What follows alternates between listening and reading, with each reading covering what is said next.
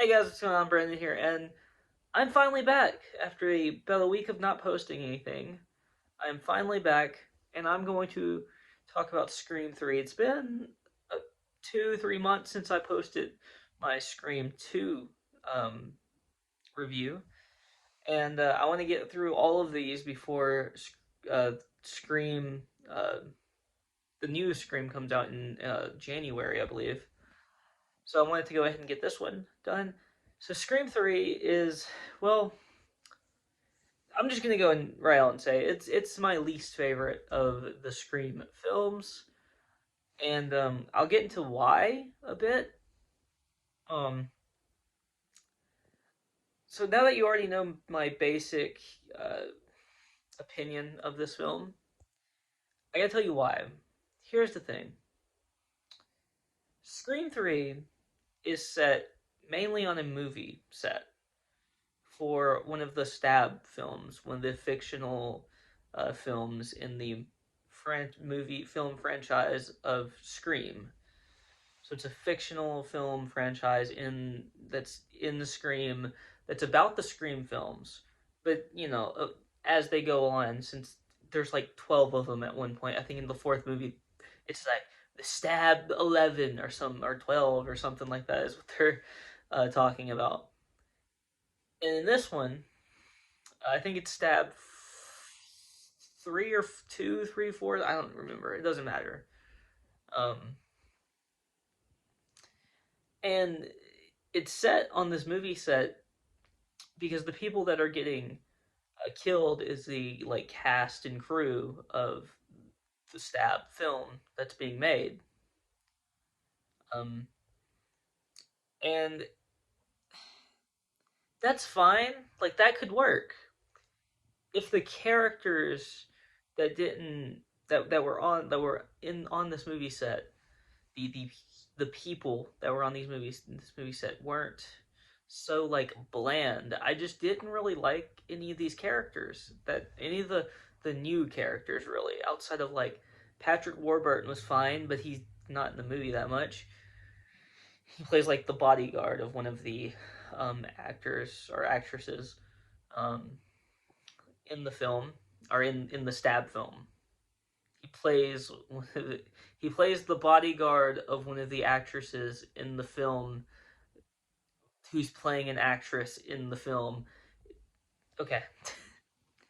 um and he does a good job, but I just didn't really like any of the other cast and crew members that were like outside of the original the original film.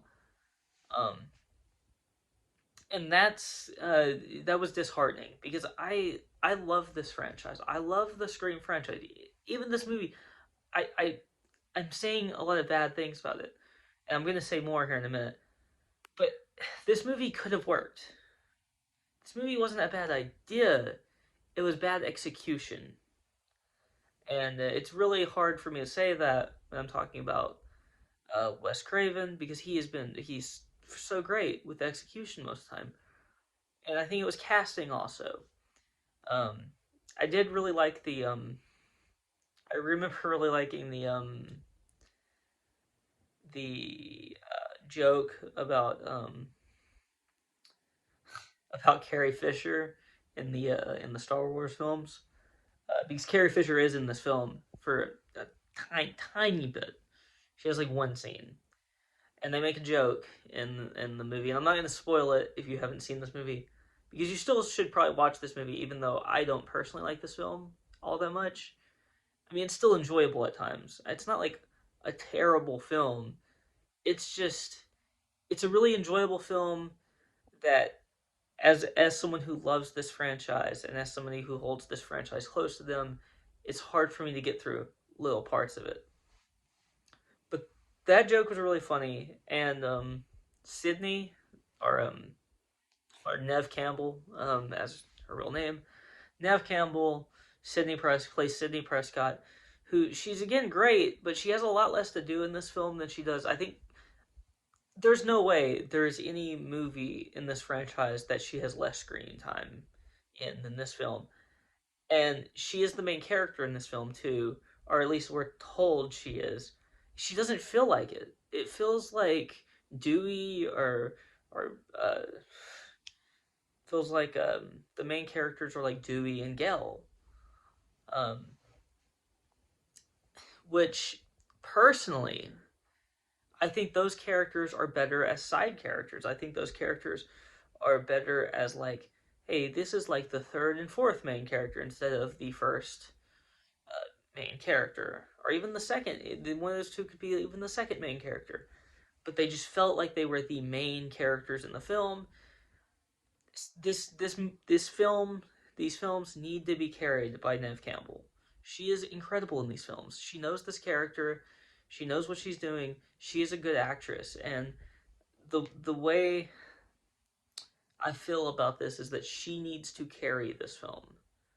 And I think this movie would have been better if she had more screen time.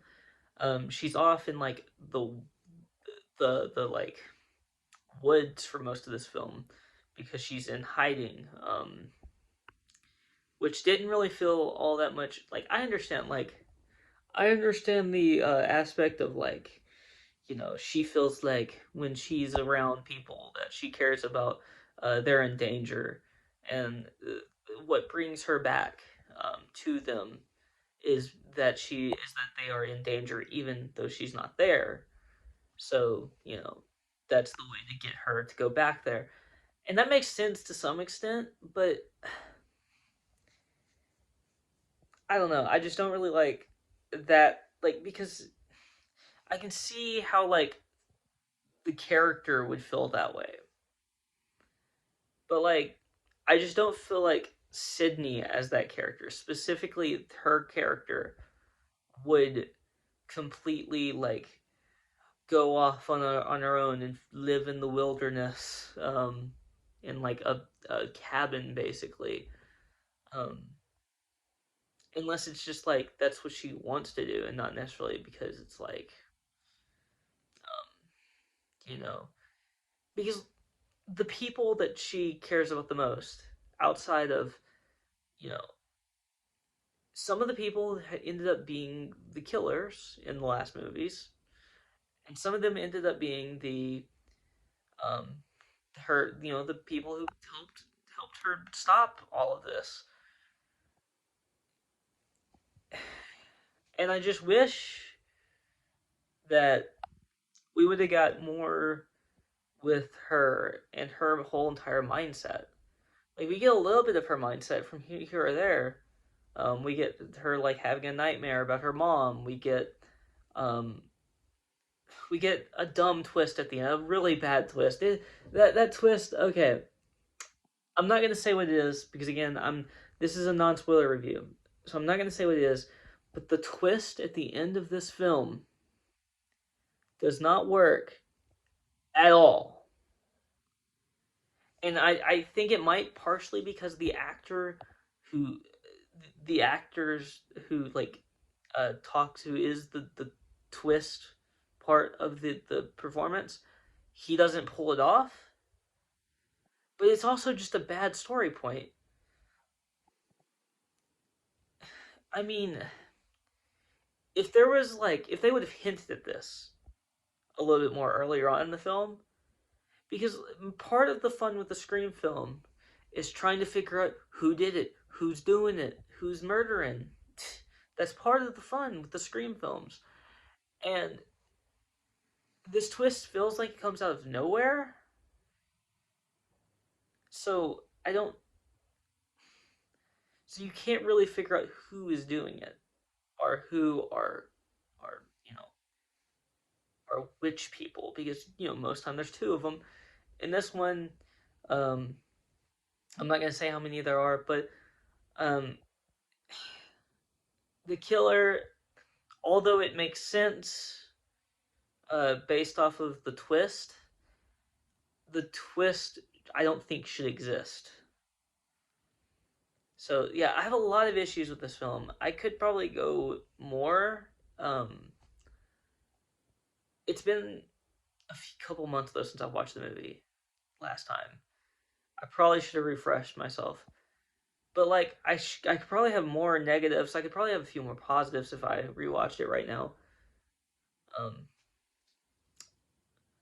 but like, it's just overall, I don't think it's a terrible film. I'm giving it like a 6 out of 10. It's not bad.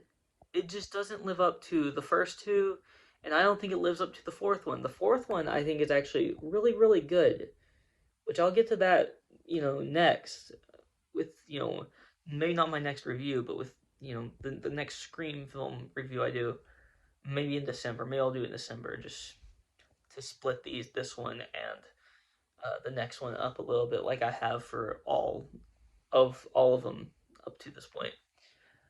Um, it gets a 6, and I could probably go a little lower. But I'm going to leave it at a 6 because I personally enjoy it at about a 6.